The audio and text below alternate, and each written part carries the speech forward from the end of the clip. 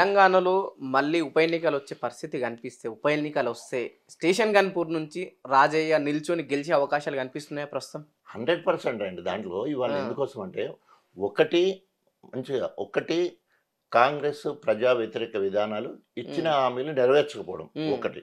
ఒక ఒక ఊర్లో ఒక కుటుంబం దగ్గరికి వెళ్తే ఆ ఇల్లాలు ఉంటుంది, ఆ ఇల్లాలను పట్టుకొని 2500 ఇస్తారని ఇప్పటివరకు ఒక్క పైసే సంవత్సరంలో 30,000 కోట్లు ఖాళీ కుండలు చేసి 30 అంటే ఇప్పుడు అదే 30,000 ఒక మహిళకు అప్పు పడ్డాడు. తర్వాత రైతు రుణమాఫీ 2,70,000 ఉంటాయి, 70,000 కట్టిండు, 2,70,000 అయింది వానికి రైతు రుణం. రైతు భరోసా ఇయ్యలే, ఇప్పుడు చూసినా ఎకరాకు 17,500 బాకీ అయిపోయిండు, అది అయిపోయింది. రైతు బీమా ఎక్కడ ఇవ్వలే, తులం బంగారం అన్నాడు, ఆ బిడ్డ ఉంటుందా ఇంట్లో, ఆ కేసీఆర్ ఇచ్చిన ₹1,00,000 ఇచ్చిండు తప్ప, అది కూడా లేటుగా ఇచ్చిండు తప్ప తులం బంగారం ఇయ్యలే.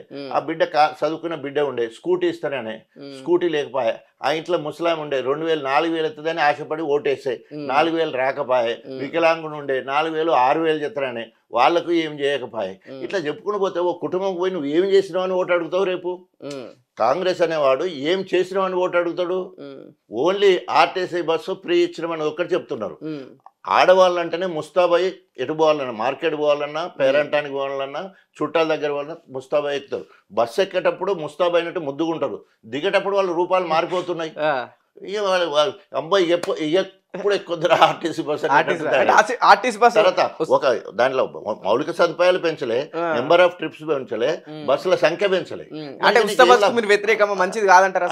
అంటే నువ్వు ఏదైనా చేసినప్పుడు అడిషనల్ గా నీకు లాభాలు చూపిస్తున్నావు ఆర్టీసీ మీద, వాళ్ళు ఎక్కినాక కూడా నీకు నువ్వు అదనంగా ఖర్చు పెట్టింది చూపించాలి కదా.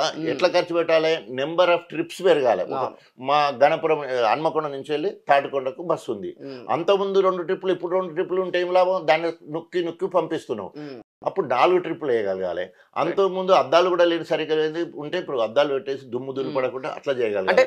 అంతకుముందు 2 ట్రిప్పులు ఉంటే ఇప్పుడు 4 ట్రిప్పులు పోగలగాలి. అప్పుడు నువ్వు కరెక్ట్గా మహిళలకు బస్సులు మంచిగా చేసినట్టు మంచి కూర్చొని పోతారు. ఇప్పుడు చాలా మంది అడుగుతున్న క్వశ్చన్ ఏంటంటే, మహిళలకు ఉచిత బస్ పెట్టడం వల్ల ఆర్టీసీ లాభాలు ఎలా నడుస్తుంది? అంటే ఉచితంగా ప్రయాణిస్తే ఆర్టీసీ లాభాల్లో ఉంటుందని చాలా మంది మధ్యలో ఒక క్వశ్చన్ మార్క్ మిగిలిపోయింది. నిజంగానే ఉచితంగా నడిస్తే ఆర్టీసీ లాభాల్లో ఉంటుందా? అంటే వాళ్ళ లాభాలు ఎందుకంటున్నారంటే, మంది ఎక్కువ ఎక్కడం వల్ల గవర్నమెంట్ ఈ ఉచిత ఏదైతే ఆర్టీసీకి పే చేస్తుంది అన్నట్టు, దానివల్ల ఆర్టీసీ లాభాలలో పోతుంది. అంటే ప్రభుత్వం పే చేస్తుంది, అంతే ప్రభుత్వం పే చేస్తుంది. దాని నిండా తొక్కిసలాట అవుతుంది కదా బస్సు.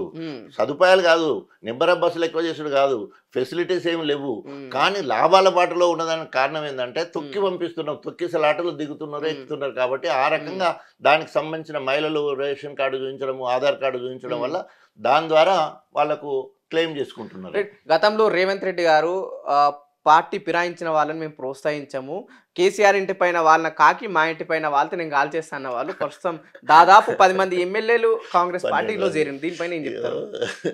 రేవంత్ రెడ్డి మాటలు చూస్తే పిచ్చోన్ లెక్క రాయి లెక్క ఉంటుంది, ఒక సైకో లెక్క ఉంటుంది, తెలంగాణ రాష్ట్ర ముఖ్యమంత్రి. ఎందుకు అంటే ఆయన ఇచ్చిన హామీలకు తర్వాత నెరవేర్చిన విధంగా పొంతనే ఉండదు, మాట్లాడే మాటలకు పొంతన ఉండదు. అట్లా అన్నాడు. ఇంక అట్లా కాదు, మొత్తం ఎవరైనా పార్టీ మారితే రాళ్లతో కొట్టండి, నేనే ముందు రాయేస్తా మొత్తం. కడియం శ్రీగారి పైన వేసిందా ఇప్పుడు? కడియం శ్రీగారికి వజ్రాలు వైడూర్యాలు వేస్తాడేమో తెలియదు, కానీ అవి కూడా రాళ్ళకి సంబంధించినవి కదా. అలాంటి రాళ్ళు వేస్తుండో ఏదో తెలియదు, కానీ 100 కోట్లు అయితే కడియం శ్రీగారికి ఇచ్చి ఆయన కొనుక్కోవడం జరిగింది. 12 మందిని పార్టీకి తీసుకోవడం జరిగింది. వాళ్ళు కుడిదిలో పడ్డ ఎలకలు ఎక్కున్నాడు. పోచారం శ్రీనివాసరెడ్డి స్పీకర్గా, వ్యవసాయ శాఖ మంత్రిగా ఎంత ఊందాతనంగా ఉండే మనిషి అవకాశవాదంగా కాంగ్రెస్ పార్టీకి పోయి కుక్కిన పెయిన్ లెక్క ఎక్కడో మూలకుండే పరిస్థితి. కడియం శ్రీహరి కుడిదిలో పడ్డ ఎలక లెక్క ఎక్కడో వెనుక కూర్చుండే పరిస్థితి, ఎక్కడ కూడా గంభీరంగా మాట్లాడలేని పరిస్థితి. కానీ మోరల్గా దెబ్బతిన్నట్టే కదా, మోరల్గా దెబ్బతిన్నారు. ఇప్పటికీ మణిపూర్, హిమాచల్ ప్రదేశ్, ఢిల్లీ, మధ్యప్రదేశ్లో 4 రాష్ట్రాలలో యాంటీ డిఫెక్షన్ లా అమలయ్యి వాళ్ళను పార్టీ నుండి పోటీ చేయకుండా 6 సంవత్సరాలు బహిష్కరణ వేటు. దాంతోపాటు ఇంకా హిమాచల్ ప్రదేశ్ అయితే వాళ్లకు పెన్షన్ కూడా ఇవ్వద్దని చెప్పేసి అసెంబ్లీలో తీర్మానం చేసే పరిస్థితి. అంటే ఈ రాజ్యాంగంలో ఈ పొందుపరిచింది రాజీవ్ గాంధీ 1985లో ఫస్ట్ యాంటీ డిఫెక్షన్ తీసుకొచ్చిండు. మేము కూడా పార్టీ ఫిరాయింపులను ప్రోత్సహించండి మేనిఫెస్టోలో రాహుల్ గాంధీ గారు పెట్టారు. చెప్పడం మళ్ళీ జరిగింది. ఇక్కడ ఈయన రేవంత్ రెడ్డి కూడా, ఎందుకంటే వాళ్ళకి ఎట్లా గెలుతామని ఆశ లేదు, ఎట్లా మళ్ళీ కేసీఆర్ మా వాళ్ళందరినీ కేసీఆర్ గుంజుకుంటాడని భయానికి కేసీఆర్ ప్రభుత్వాన్ని కూల్స్తాడా అంటే కాదు. అప్పుడు ఆయన ఊహించుకున్నది అట్లా. అంటే కేసీఆర్ వెరీ సిస్టమేటిక్ గా రాజ్యాంగంలో ఉన్న వెసులుబాటును ఉపయోగించుకొని 2/3 మెజారిటీ వాళ్ళ ప్రాంత అభివృద్ధి కోసం కనుక వాళ్ళు ఒక యూనిట్గా ఏర్పడి వాళ్ళు పార్టీలో విలీనం చేసినట్టు స్పీకర్కు లెటర్ ఇచ్చేసిండ్రు. ఎవరో కేసీఆర్ పోయి దండేసుడో, హరీష్ రావు పోయి దండేసుడో, కేటీఆర్ పోయి దండేసుడో, కవితక్క పోయి దండేసి తీసుకురాలి ఎవరిని. వాళ్ళంతటా వాళ్ళే ఒక టీమ్గా తయారైపోయి మా నియోజకవర్గ అభివృద్ధి కోసము మేము టీంగా ఉన్నాము, మేము అందరం కూడా అధికార పార్టీలో విలీనం అవుతున్నాం అని చెప్పేసి రాజ్యాంగంలో ఉన్న ఆర్టికల్ ప్రకారం వాళ్ళు పార్టీలో జాయిన్ అయ్యారు. అంతకుముందు టీడీపీలు అట్లే జాయిన్ అయ్యారు. మొన్న రెండోసారి బీఆర్ఎస్ ప్రభుత్వంలో కాంగ్రెస్ వాళ్ళు కూడా అట్లే అయ్యారు. 18 మంది వెళ్తే 1300 మంది 5 మిగిలిన అక్కడ 13 మంది 2/3 బయటకు వచ్చిన లోపలికి పోయినారు.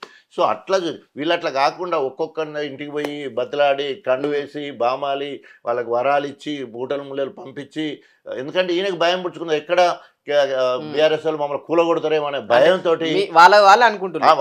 వాళ్ళే అనుకున్నారు. అంటే మీరు ఏదైతే ఇందాక అన్నారు కదా, కాంగ్రెస్ పార్టీ ఇతర రాష్ట్రాల్లో తీసుకొచ్చిన పార్టీ ఫిరాయిస్తే వాళ్ళకు 6 సంవత్సరాల వరకు పోటీ చేసే అవకాశం లేదు, ఇతర పింఛన్లు రావని మీరు అన్నారా? ఇన్ కేస్ తెలంగాణలో ఆ యాక్ట్ ఇక్కడ అమలు అయితే మొదటి స్థానంలో ఉండేది ఎవరు అంటే ఏం చెప్తారు? అంటే ఇప్పుడు ముగ్గురు మీద ఇప్పటికే హైకోర్టులో కేసు వేయడం జరిగింది. ఒకటి తెల్లక వెంకట్రావు మన భద్రాచలం, ఇక్కడ నాగేందర్, దానం నాగేందర్, కడియం శ్రీరామ్, వీళ్ళ ముగ్గురు మీద ముందు స్పీకర్ దగ్గర పోయి కంప్లైంట్ ఇవ్వడం, ఆయన పట్టించుకోకపోవడం, హైకోర్టులో కేసు వేయడం, ముందుగాల సింగిల్ బెంచ్ ఒక తీర్పు ఇచ్చింది, నెల రోజులలో నిర్ణయం తీసుకోవాలి, లేకపోతే సుమోటోగా తీసుకొని మేము కోర్టు నిర్ణయం తీసుకుంటుంది అంటే మళ్ళీ సెక్రటరీ ద్వారా మళ్ళీ డివిజనల్ బెంచ్కి పోవడం జరిగింది. డివిజనల్ బెంచ్ ఏమన్నదంటే ఇట్లా ఫిక్స్డ్ టైం కాకుండా వారి విస్తృత అధికారాలు ఉన్నాయి కాబట్టి స్పీకర్కి నిర్ణీత సమయంలో వారి మీద చర్య తీసుకోగలరు అని చెప్పేసి జడ్జిమెంట్ వచ్చింది. సో ఇంకా ఇక్కడ చర్య తీసుకునేటట్టు ఎట్లా స్పీకర్ లేడు, ఎందుకంటే అందరికీ తెలుసు రేవంత్ రెడ్డి చేతిలో కీలు బొమ్మ లెక్కనే స్పీకర్ ఉన్నట్టు మనకు కనబడుతున్నది. ఆయన నేను రాజ్యాంగానికి కట్టుబడి ఉంటాను, రాజ్యాంగానికి కట్టుబడి ఉండట్లేదు, వాళ్ళ అధినాయకునికే కట్టుబడి ఉంటాడు. మాకు ఇక నెక్స్ట్ ఏమున్నది ఆప్షను సుప్రీంకోర్టుకు పోయే నష్టం. అంటే మొన్న సుప్రీంకోర్టు అడ్వకేట్స్తో మాట్లాడడం జరిగింది. సో సంక్రాంతి తర్వాత పిటిషన్ వేయడం జరుగుతుంది. వాదోపవాదన జరిగిన తర్వాత అల్టిమేట్ సుప్రీంకోర్టు, ఇక అంతకంటే మనం పైకి వేది ఉండదు కాబట్టి గతంలో మనకు జడ్జిమెంట్లు ఉన్నాయి కాబట్టి దాన్ని బట్టి 6 నెలల్లో 600 అయినా, ఇంకా మొన్న జార్ఖండ్ తోటి 45 అంటే జనరల్ ఎలక్షన్లతోటి బై ఎలక్షన్లు కూడా జరుగుతుంటాయి. చనిపోయిన వాళ్ళు కావచ్చు, రాజీనామా చేసిన వాళ్ళు కావచ్చు, ఇంకా రకరకాల కారణాల వల్ల. సో మొన్ననే 45 ఎలక్షన్లు అయినాయి, మళ్ళీ 6 నెలల్లో మళ్ళీ ఎలక్షన్లు జరగాలి డేట్. అంటే ఇవన్నీ కలిపొస్తే 100% 600 అయినా అది 6 నెలలు కానీ 8 నెలలు కానీ తప్పకుండా స్టేషన్ గన్పూర్, భద్రాచలం, ఇక్కడ ఖైరతాబాద్, ఈ 3 మాత్రం మొదటి లైన్లో ఎలక్షన్లు వస్తాయి. తర్వాత దాన్ని బట్టి ఆ జడ్జిమెంట్ని బట్టి మిగతా 9 మంది మీద కూడా వేటుపడడానికి. అంటే ఈ విషయంలో పార్టీ కన్నా ఎక్కువ రాజయ్యనే కీలకంగా పనిచేస్తుండు. అంటే అటు వేటు పడితే నేను మళ్ళీ ఎమ్మెల్యే కావచ్చు అనే విషయంలో అంటే ఒకటి గుర్తుంచుకోవాలి, ఎందుకంటే ఒకవేళ అది నాది కాకపోతే అది నాకు రాదు, ఒకవేళ అది నాదే అయ్యేది ఉంటే ఎవరు కూడా తీసుకోలేరు. ఇది సెంటిమెంట్గా మాట్లాడదు. ఎందుకంటే 12 ఏళ్ళు 13 ఏళ్ళు బీఆర్ఎస్ పార్టీని బలోపేతం చేసి అక్కడి నుండే నేను 3 సార్లు గెలిచి మళ్ళీ ఆయనకు ఓన్లీ బ్లాక్మెయిల్ చేసి ఎమ్మెల్యే అండి ఇవాళ కడియం. ఇవాళ గణపురంలో అటు కాంగ్రెస్లకు ఇటు బీఆర్ఎస్లో ఇద్దరు దూరం అయ్యారు. అంటే పార్టీ పరంగా చూస్తే, ఇక కాంగ్రెస్ పరంగా చూస్తే కాంగ్రెస్ కూడా ప్రజలకు వ్యతిరేకంగానే ఉన్నది.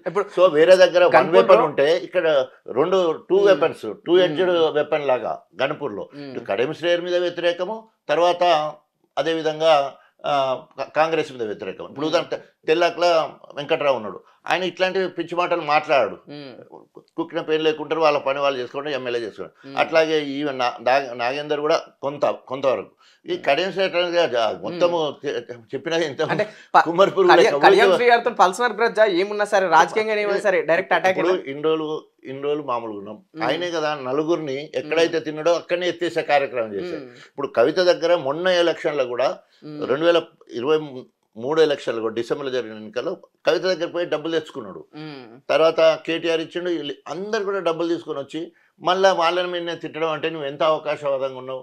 సో కాబట్టి ఆయన అది మాట్లాడింది కాబట్టి తప్పకుండా అక్కడ బాధ్యుని నేనే కదా, బీఆర్ఎస్ బాధ్యుని, నేను తప్పకుండా ఫోర్స్ టు టాక్, నేను తప్పకుండా మాట్లాడాలి. బికాజ్ ఆయన గురించి ఎక్కువ నాకే తెలుసు కదా. సో డెఫినెట్ గా అప్పర్ హ్యాండ్ నేనే ఉంటాను. నేను స్థానికుని, ఆయన స్థానికేతరుడు. ఆయనది మీరు అన్నట్టు ఆయన పర్వతగిరి, నేను గణపురం నడి గడ్డన పర్వతగిరికి పంపిస్తారా? 100%. అంటే అది ఫిజికల్ పోతాడా పోడా తర్వాత విషయంలో ఓడగొడితే పోయినట్టే లెక్క. మళ్ళీ వయసు చూస్తే నేనేమో 63, 64 ఉన్నా, ఆయన 74 దగ్గర ఉన్నాడు. 10 ఏళ్ళ గ్యాప్ ఉన్నది. తర్వాత నేను స్థానికేతరుడు. అదే విధంగా నేను వరుసగా 4 సార్లు గెలిచిన, ఆయన వరుసగా 4 సార్లు గెలి. ఆయనకంటే నేనే ముందు ఉప ముఖ్యమంత్రి అయినా, తర్వాత ముఖ్యమంత్రి అయినా. నేనేమో ప్రజానాయకుడిని, ఆయన రాజకీయ నాయకుడిని. నేను ప్రజా వైద్యుని, ఆయన ఏం కాదు. అంటే ఇట్లా చెప్పుకుంటూ పోతే అనేక రకాలుగా విద్యాపరంగా నా కొడుకులు కోడళ్ళు డాక్టర్లు. నా చిన్న కొడుకు is plastic surgeon, state rank holder. First general సీట్లో 1345 ఉద్యోగాలు హరీష్ రావు గారు ఇస్తే మొదటి జాబ్ నా కొడుకు వచ్చింది హైయెస్ట్ మార్క్స్ తోటి. అంటే ఎందుకు చెప్తున్నానంటే in such a way I elevated. దేవుడి దయ వల్ల గొప్పగా చదువులో కుటుంబం అంతా ఎదిగింది. సామాజికంగా డాక్టర్ వైద్యం ప్రజలకు చాలా దగ్గర ఉంటుంది, ప్రజా వైద్యుడిగా పేరు ఉన్నది. కాబట్టి గెలిపోవటంలో ఉండొచ్చు, టికెట్ వచ్చి రాకపోవచ్చు. నేను టికెట్ వచ్చి ఓడిపోలే. టికెట్ కేసీఆర్ గారు ఒబీడియంట్ గా రాజయితమని ఎట్లా చెప్పినట్టు నాకు టికెట్ ఇవ్వలేదు, ఆయనకు టికెట్ ఇచ్చిండు, ఆయన దాన్ని దక్కించుకోలేదు. అని ఒక ప్రశ్న అన్న, కడియం శ్రీఆర్ అవకాశవాది అని పదే చెప్తున్నారు కదా. మీకు టికెట్ ఏదైతే కేసీఆర్ టికెట్ ఇవ్వనప్పుడు February 3 రోజు కాంగ్రెస్ పార్టీకి వెళ్ళి మళ్ళీ April 14 రోజు మళ్ళీ రావడం, మీరు కాదంటారు అవకాశవాది? మీరు ఒకసారి మంచిగా అర్థం చేసుకోవాలా. సో కేసీఆర్ గారు ఇచ్చిన హామీ రైతు బంధు సమితి ప్రభుత్వ పోయిన రైతు సమస్య చైర్మన్ పోయింది.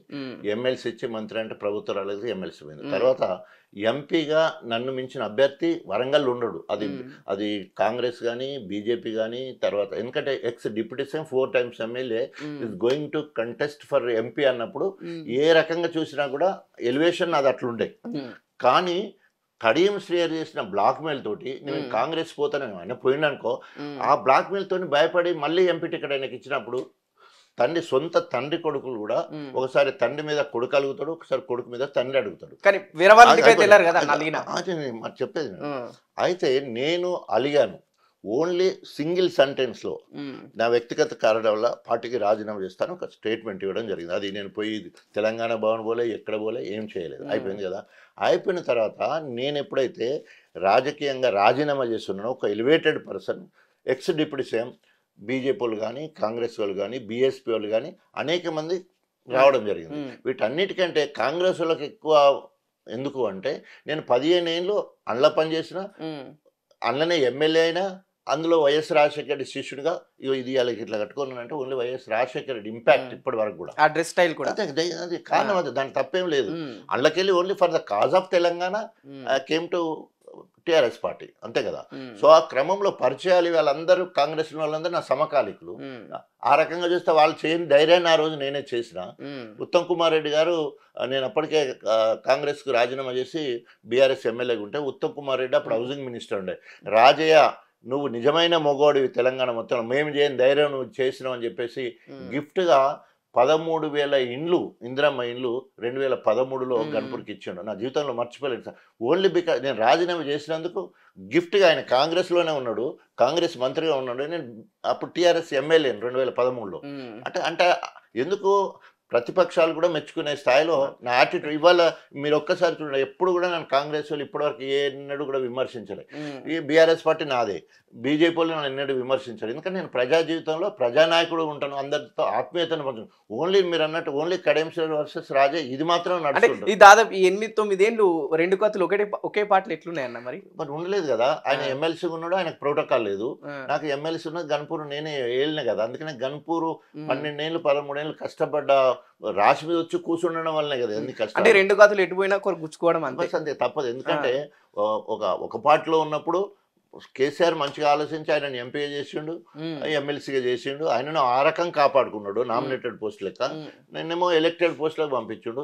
ఎప్పుడైతే ఆయన బ్లాక్ మెయిల్ చేసిండో, పోనీ మా రాజయ్యకి ఒకసారి ఎమ్మెల్సీ చేసి మినిస్టర్ చేద్దామని అనుకొని ఆయనకి ఎమ్మెల్యే అయితే ఆయన దక్కించుకోలేదు. బిడ్డ కాశపడ్డాడు, రాజ్యం అయిపోయాడు. ఆయనకు అధికారం లేకపోతే ఉండలేడు కాబట్టి కాంగ్రెస్లోకి పోయిండు.